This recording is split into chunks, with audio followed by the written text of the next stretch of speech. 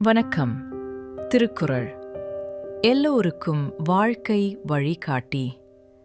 எந்த வயதிலும் எந்த நிலைமையிலும் இது நம்மை மெதுவாக நல்லதொரு பாதைக்கு அழைத்துச் செல்லும் நெறி. நாள் ஒன்றுக்கு 2 நிமிடம் மட்டும் கேளுங்கள். புரியாவிட்டாலும் பரவாயில்லை, நடைமுறைப்படுத்த முடியாவிட்டாலும் கவலையில்லை. கேளுங்கள், மெதுவாக உங்கள் மனதில் ஒரு மாற்றம் உருவாகும். கடினமான நேரங்களிலும் கூட அது உங்களை அமைதியாக தூக்கும். உங்கள் வருகைக்கு நன்றி. லைக் பண்ணுங்கள், சப்ஸ்கிரைப் பண்ணுங்கள். வாங்க, இன்று நம்ம திருக்குறளை தொடங்கலாம். இன்றைய குறள் அதிகாரம் 7 மக்கட்பேறு. குறள் எண் 61. வணக்கம். இல்வாழ்வில் ஒருவன் அணையும் பல வகையான பேறுகளில் மிகச்சிறந்த பேறு எது என்பதை பற்றி புதியதொரு அதிகாரத்தில் மக்கட்பேறு விளக்கும் வள்ளுவப் பேராசானின் 61வது அமுதமொழியை இன்று நாம் அறியலாம்.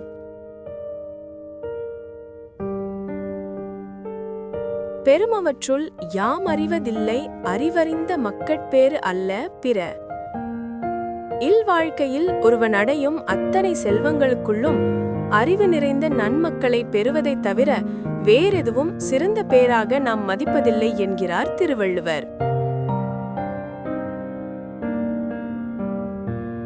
செல்வங்களில் மிகச்சிறந்த செல்வம் குழந்தை செல்வமே ஆகும்.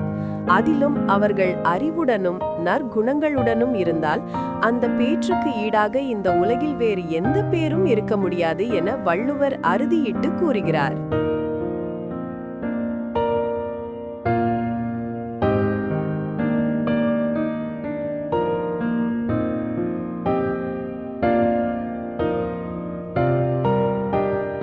ஆக செல்வங்களில் உயர்ந்தது பொருள் அல்ல, புத்திரனே, மக்களே.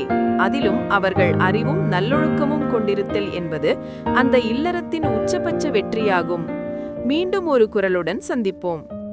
உங்கள் மனம் நிம்மதியாய் உங்கள் வாழ்வு நிலைத்ததாக இருக்க நமது சேனலுடன் இணைந்திருங்கள்.